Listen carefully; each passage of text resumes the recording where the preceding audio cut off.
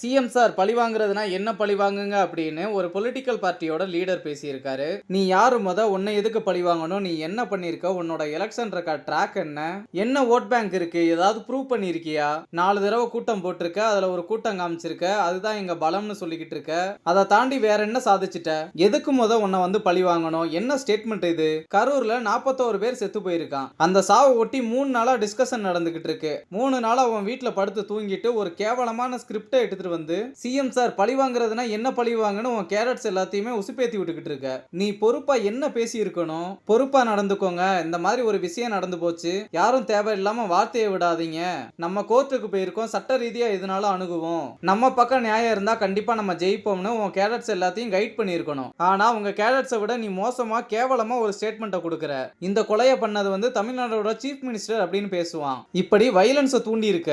இப்படி ஒரு இம்மச்சூர்டான political party லீடரை Tamil Nadu ஹிஸ்டரியிலேயே எவனும் பார்த்திருக்க மாட்டான். ரொம்ப ரொம்ப வன்முறையான ஸ்டேட்மெண்ட் அது. டைரக்டா எந்த ஒரு முகாந்திரமும் இல்லாம சிஎம் சார் பழிவாங்குறாருன்னு சொல்லிட்டு ஒரு பொலிட்டிக்கல் பார்ட்டி லீடர், ஒரு செலிபிரிட்டி, இத்தனை லட்சம் பேர் உன்னை பின்தொடர்றான், அவன் பேசுறான். துளி கூட குற்ற உணர்ச்சி இல்லாம அந்த 41 பேர் இறந்ததுக்கு எனக்கும் எந்த சம்பந்தமும் இல்லைன்னு பொறுப்புத்தரவு பண்ணிட்டு நான் எதுவுமே பண்ணல, எல்லாத்தையும் வேற யாரோ பண்ணிட்டாங்கன்னு கேவலமா வீடியோ போட முடியுது உன்னால. கோல மாதிரி பயந்து ஓடுன நபர் நீ. ரொம்ப ரொம்ப டேஞ்சர். இந்த டிவிக்குன்ற கட்சி வளர்ந்து வர்றது இந்த ஒட்டுமொத்த சமூகத்துக்கு ரொம்ப டேஞ்சர். விஜய் மாதிரியான ஒரு கேவலமான ஒரு சந்தர்ப்பவாத அரசியல்வாதிய இதுவரை தமிழ்நாடு ஹிஸ்டரியிலேயே பார்த்தது கிடையாதுன்னு இன்ஸ்டாகிராம் பிரபலம் ஒருவர் வீடியோ வெளியிட்டது இணையத்தில் வைரலாகி வருகிறது.